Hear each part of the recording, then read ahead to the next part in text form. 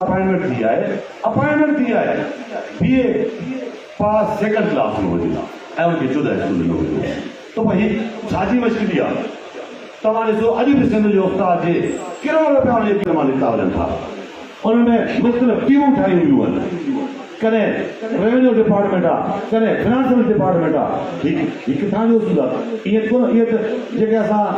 पंहिंजो ॾींदा आहियूं उहो त प्रोमोशन में ॾींदा आहियूं न की एप्लीकेशन में ॾींदा आहियूं तंहिं करे सिंध जे उस्ताद जे कहिड़नि मसइलनि ते ॻाल्हाइजे उन्हनि जे कहिड़नि आंचनि ते ॻाल्हाइजे कहिड़नि तकलीफ़ुनि ते ॻाल्हाइजे सिंध जो उस्ताद में वरी तकलीफ़ में शुमार आहे इंशाअल्लाह अज़ीज़ जॾहिं बि सिंध जे उस्ताद खे किथे बि तकलीफ़ पहुती आहे असांजी पूरी टीम हमेशह सिंध जे उस्ताद जे सॾ ते पहुतो आहे जिथे बि सिंध जे उस्ताद खे तकलीफ़ पहुचंदी आईंदा बि उस्तादनि जे अज़ीम मफ़ाद ख़ातिर इंशाअल्लाह सिंध जे उस्तादनि जी ख़िदमत कंदा रहंदासीं इन खां अलावा मुंहिंजी हिन स्टेज तां ख़ासि करे हाजी साहिब खे गुज़ारिश हूंदी त मुंहिंजा साईं अवी असांजा फरवान आहियो अवी असांजा वॾा आहियो कल्ह बि असीं सभु गॾु हुयासीं सुभाणे बि असीं सभु गॾु आहियूं असीं चट्टान जीअं पाण में गॾु आहियूं मथां कंहिंखे वहम हुजे मथां कंहिंखे गुमान हुजे मथां कंहिंखे का ग़लतफ़हमी हुजे असीं दोस्त पाण में गॾु आहियूं तुंहिंजो जेको फ़ैसिलो हूंदो उहो असांखे लभे पवंदो मथां कंहिंखे का ग़लतफ़हमी हुजे पोइ मथां ग़लतफ़हमी जो शिकार हुजे न कॾहिं अॻे झुकिया आहियूं न कॾहिं अॻे विकिया आहियूं न हाणे बि विकामंदासीं तंहिं करे मुंहिंजी गुज़ारिश हूंदी अव्हांखे छो जो आख़िरी किताब अव्हां जो हूंदो फ़ैसिला जा अव्हांखे करणा आहिनि सिंध जे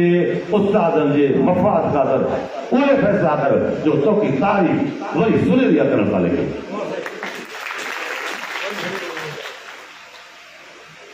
ॻाल्हाइण लाइ तमामु घणो मवाद आहे कहिड़े उस्ताद जे दुख ते ॻाल्हाइजे उस्ताद बायोमेट्रिक जे असाब जो शिकार उस्ताद रिटायर थिए परसेंटेज भरे उस्ताद पेमेंट में मरी वञे उहो वीचारो वञी ग्रेजुएट जेको आहे उहो बि परसेंटेज भरे पोइ अहिड़नि तंज़ीमनि में अहिड़नि दलालनि खे मां सम्झा थो अचण जो हक़ कोन्हे अॼु बि असीं दावा सां चऊं था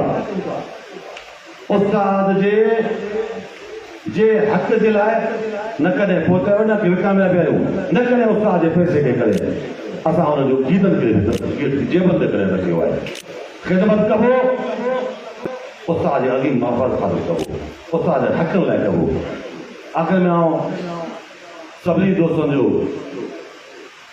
स्टेज खां जेके बि इंतिहाई क़ाबिल इज़त सिंध जी क्रीम बीठी आहे उन्हनि महिरबाननि जो ऐं हिन पिटाल में सभिनी दोस्तनि जा मूं समेत पंहिंजे सथ सां गॾु सभिनी जा इंतिहाई मशहूरु आहियूं ऐं पंहिंजे साथियुनि खे इहो गुज़ारिश कंदो साईं उस्ताद रिटायर कॾहिं न थींदो आहे उस्ताद हमेशह